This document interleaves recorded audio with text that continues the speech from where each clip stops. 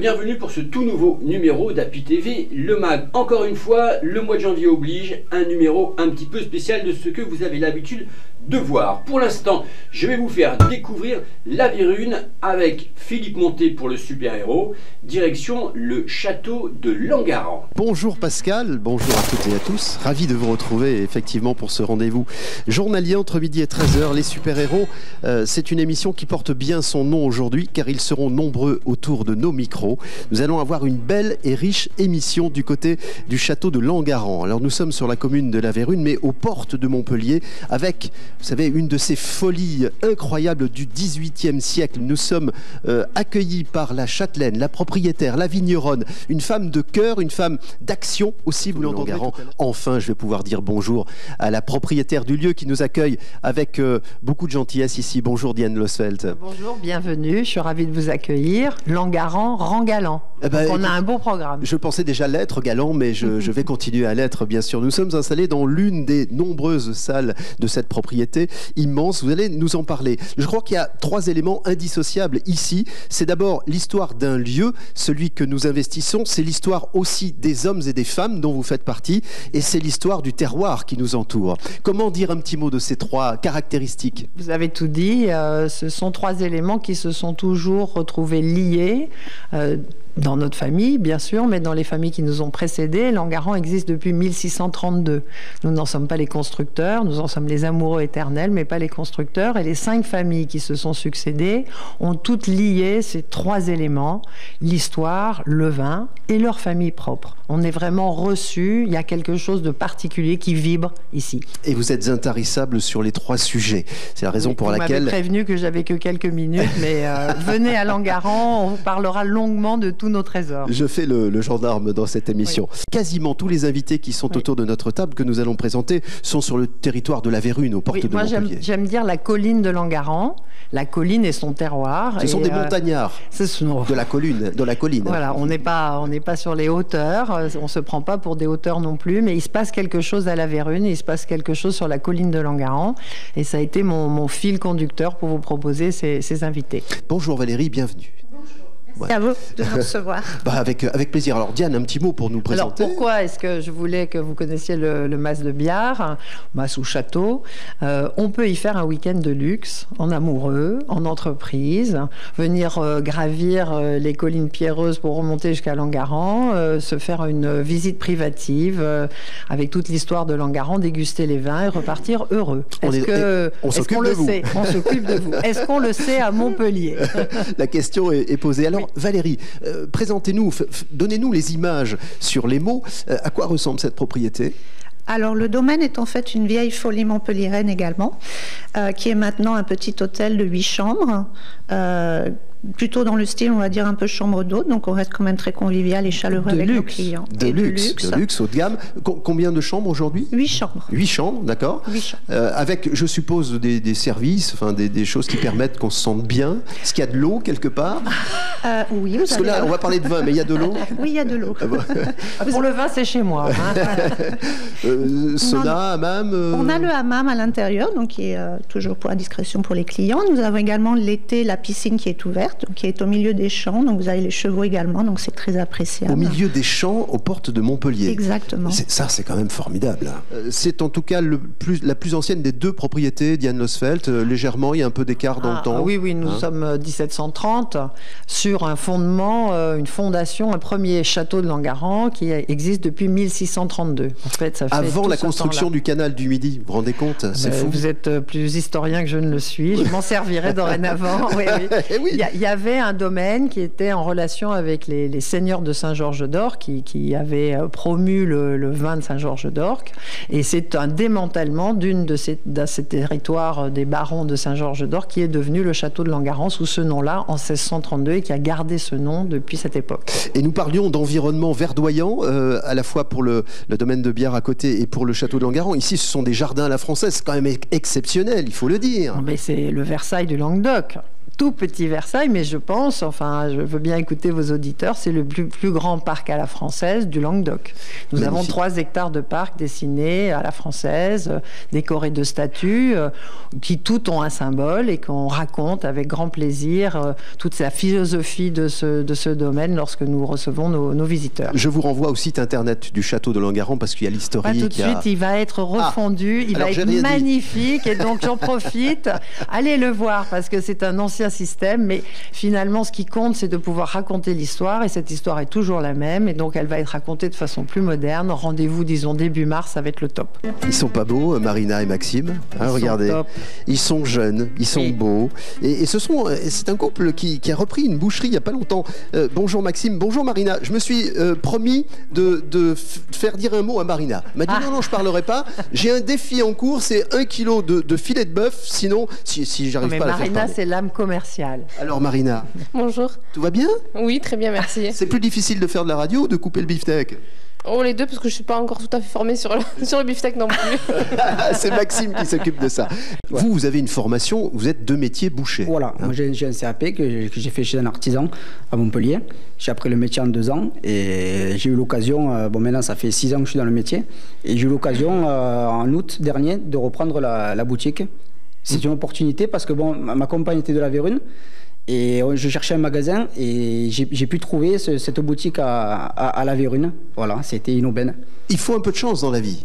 Il n'y a pas que le talent, il y a le facteur chance et voilà. Et maintenant, c'est à nous de montrer ce qu'on sait faire. Voilà. Et puis, ce que j'aime beaucoup, c'est une aventure à 2 partagée. Parce que si, je comprends bien, si Marina vous dit non, moi, je n'ai pas très envie, il n'y a rien qui se met en place. J'ai eu beaucoup de chance. Le gigot qui va bien, tout d'un coup, il y a la famille qui vient et c'est prêt, c'est formidable. Donc, ça rend les choses très faciles. Pour le vin, vous savez où venir aussi, à Langaran. Qui fait la cuisson, alors, Maxime? Alors, la cuisson, c'est Marina. Qui s'occupe de toute la partie traiteur. D'accord. Voilà. Moi, je m'occupe de la partie boucherie, préparation maison. On essaye de faire beaucoup de faits maison, que ce soit en charcuterie, le jambon blanc est maison, les terrines sont maison. Voilà, on essaye de développer le plus possible. Derrière moi, il y a quelque chose que vous avez découvert finalement en faisant des travaux. Racontez-moi cette histoire. Nous ne sommes pas dans une salle, nous sommes dans un ancien cuvier.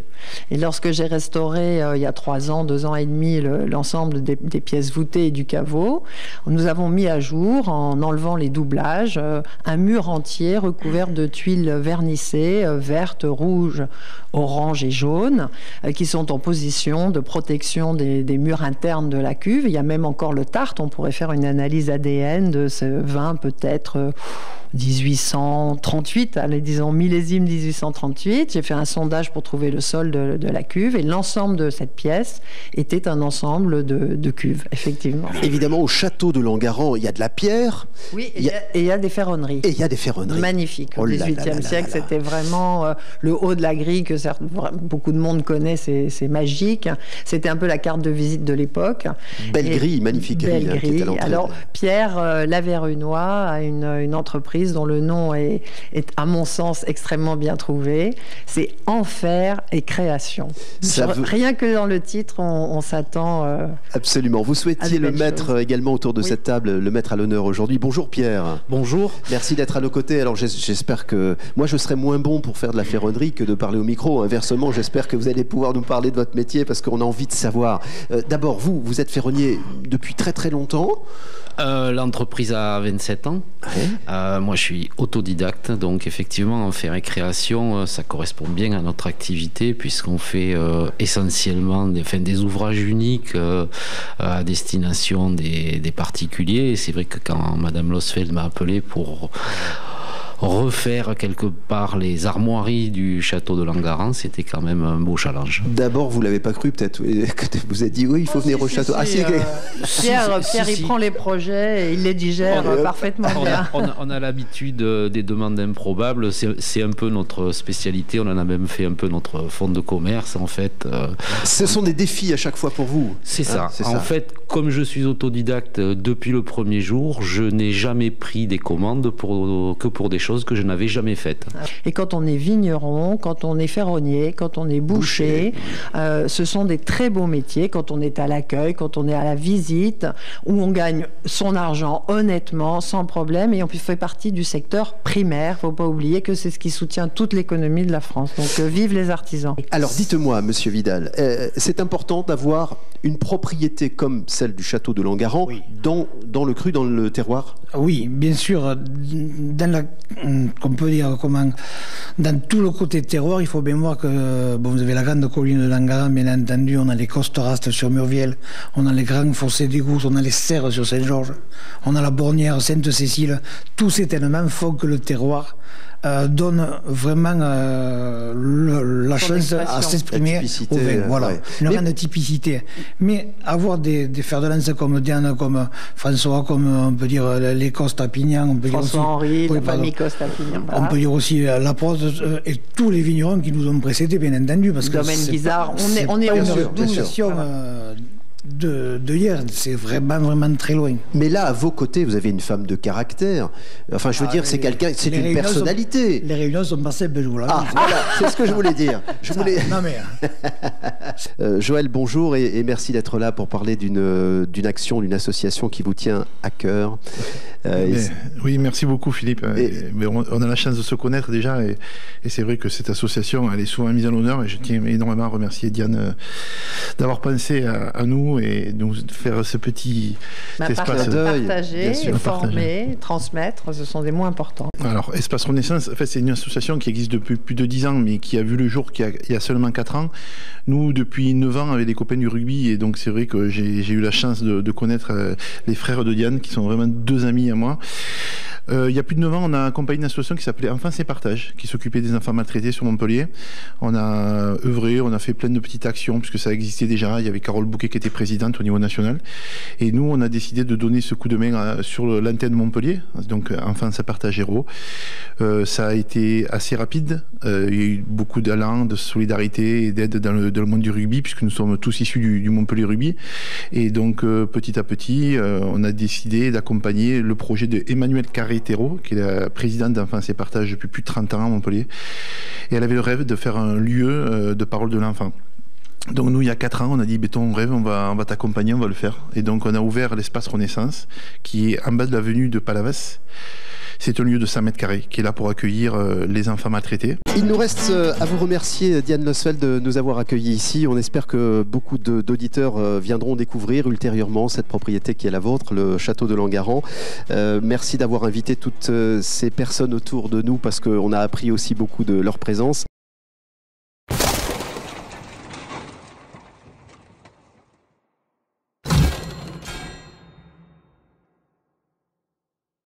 J'appréhendais d'avoir apporté des appareils pour mieux entendre, oui. Mais comme tout le monde, aujourd'hui, les appareils, on ne les voit quasiment plus.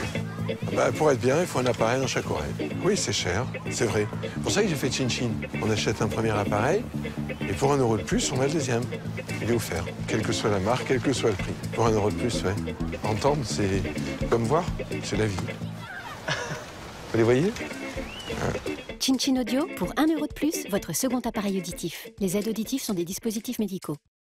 2018, nouvel engagement d'Appui TV puisque nous sommes en partenariat pendant 1 an avec Pêche 30. Ils nous avaient conviés à l'invitation lors de l'inauguration de leur toute nouvelle revue. Repas sympathique, très bon contact, je vous laisse regarder tout ça.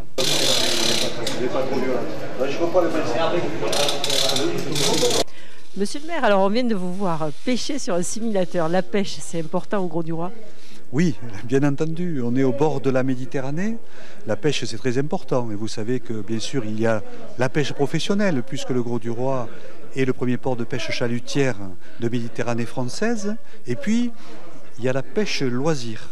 Et là aussi, ça représente une économie importante. Une économie importante. Beaucoup de nos résidents, beaucoup de nos visiteurs veulent s'adonner à la pêche loisir ou à la pêche sportive. Donc c'est un secteur vraiment qu'on accompagne, et ma présence ici le démontre, auprès de l'ensemble des associations locales qui s'engagent sur cette pêche loisir. Alors là, votre présence aujourd'hui avec l'association de plaisance Pêche 30, qui fait son premier événement de l'année. Oui, j'ai été invité par l'association, donc j'y viens avec plaisir. Hein. On établit des partenariats. Vous savez, il y a une grosse vitalité associative au Grau-du-Roi. Il y a une centaine d'associations. Sur la pêche, il y en a au moins 4. Hein, et chacune a son champ d'action qui n'est pas forcément concurrentiel. Et moi, en tant que maire, je me dois bien sûr d'aller vers eux, de les écouter, de répondre à leur invitation lorsque je le peux et de les encourager. Sinon, vous êtes pêcheur ? Non. Non, très clairement, je ne suis pas pêcheur. J'ai quelques lointains souvenirs d'enfance, quelques lointains souvenirs de voyages dans les pays équatoriaux où très ponctuellement j'avais pu pêcher, mais je ne suis pas pêcheur régulièrement. Enfin, en tout cas, au simulateur, vous avez attrapé le poisson. Ah oui, là, il n'a pas pu s'échapper. Daniel, alors vous êtes président de la Fédération de pêche de plaisance de l'Occitanie. Voilà, je suis le président de la Fédération nationale de la plaisance et des pêches pour l'Occitanie, donc qui regroupe aujourd'hui 28 clubs. Et donc vous participez à tous les événements qui s'organisent ? À chaque fois qu'il le souhaite, qu'un président le souhaite et que je peux me libérer, je viens avec plaisir, oui. Et Grau-du-Roi, vous venez souvent? C'est important, Grau-du-Roi? Ah, au Grau-du-Roi, c'est important, d'autant plus qu'il y a un salon auquel nous participons tous les ans, et c'est avec plaisir du reste qu'on va participer aussi en 2018, et donc je viens à chaque fois, oui, avec plaisir ici, oui. Trésorier, mais aussi cuisinier. Et aussi traiteur, eh oui. On a un restaurant à Port-Camargue du 1er avril au 30 septembre au Camping du Soleil. Et traiteur, une fois qu'on ferme le restaurant, on réactive la société traiteur et on fait traiteur et pour les associations. Donc je suis le trésorier et pour bien sûr pour les anniversaires, mariages, baptêmes. Alors qu'est-ce que vous avez préparé pour aujourd'hui? Alors aujourd'hui on a fait un repas autour du calamar. Donc en entrée, c'est des pâtes de calamar avec la salade. On voyait les assiettes là-bas qui sont commencées à se préparer.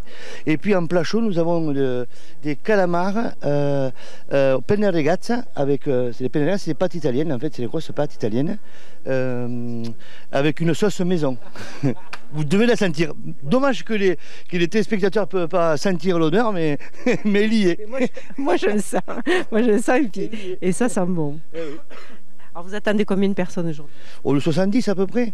Oui, c'est le premier événement de l'association? C'est ça, premier événement de l'année 2018, 70 personnes de prévues, plus des gens qui vont arriver au dernier moment sur le coup de 14h, 13h30, 14h, parce qu'il y en a beaucoup. Hein. Alors combien vous avez d'adhérents dans cette association sur le Grau-du-Roi? Pour le moment on est 250 et on espère doubler cette année. En association. On espère doubler cette année parce que c'est une association qui n'est pas jeune, elle a 3 ans. Mais c'est compliqué de faire évoluer une association en fait aujourd'hui.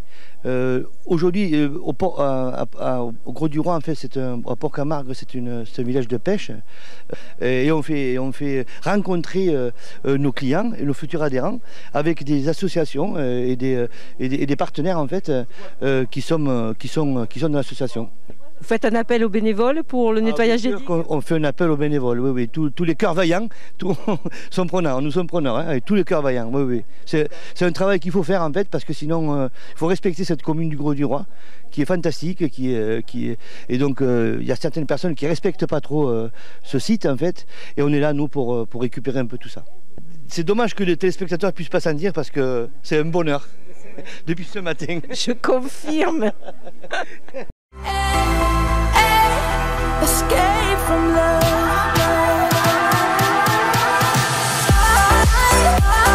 Haribo Pic, à chacun son pic. Haribo, c'est beau la vie, pour les grands et les petits.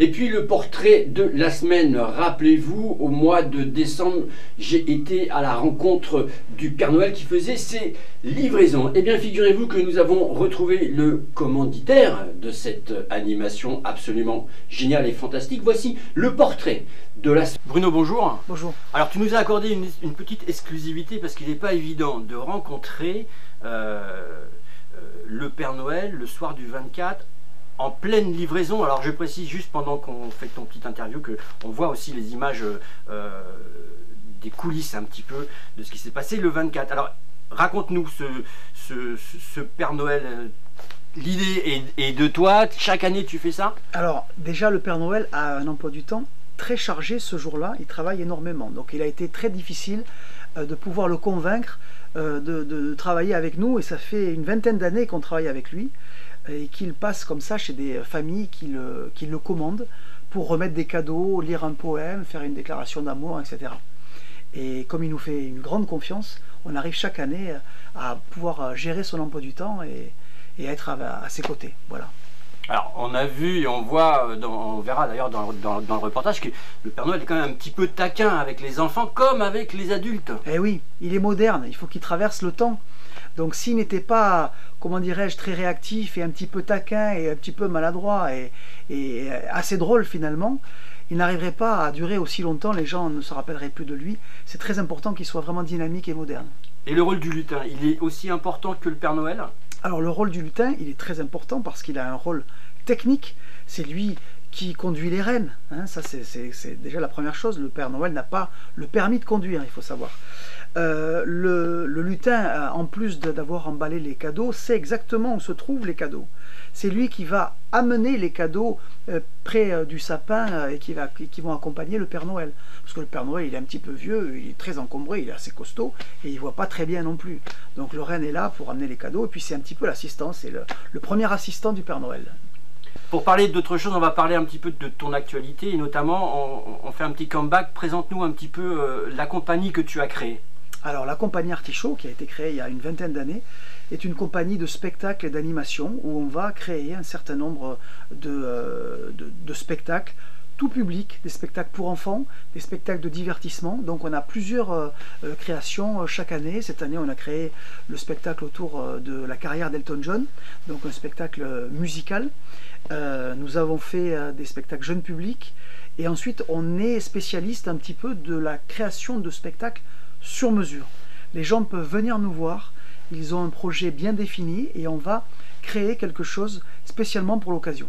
Et puis alors il y a quelque chose, tu m'en as parlé tout à l'heure, sur lequel en 2018 tu aimerais bien un petit peu accentuer et développer très très fort. Oui, c'est le service Caméléon. C'est un service de canular et d'imposture privé. Donc c'est un petit peu comme surprise, on va comparer les choses. On va piéger nos amis, nos salariés, des personnes, des membres de la famille, grâce à une équipe de comédiens spécialisés qui vont d'abord écrire un scénario et vont piéger de façon amusante, jamais méchant bien entendu, les invités ou les personnes qu'il faut qu'ils piègent pour que le moment reste inoubliable. Voilà. D'accord, donc 2018, à fond sur Caméléon. Voilà, Caméléon, ce sera l'année Caméléon 2018. On va réserver quelques surprises, il y aura quelques surprises au printemps. D'accord, Bruno, merci. Le mot de la fin te revient. Alors déjà, il faut absolument aller soutenir les compagnies régionales et les créations régionales parce que c'est important pour la culture et pour le divertissement. Et de toute façon, si vous êtes sage, restez avec nous parce que vous allez pouvoir découvrir plein de surprises cette année. Et bien voilà, Happy TV, c'est fini pour cette semaine. Je vous donne dorénavant rendez-vous la semaine prochaine pour de nouvelles aventures. N'oubliez pas le 31 janvier de regarder bien sûr palavas-tv.fr et la salveta-tv.fr. Ciao, bye et surtout, n'oubliez pas, restez curieux.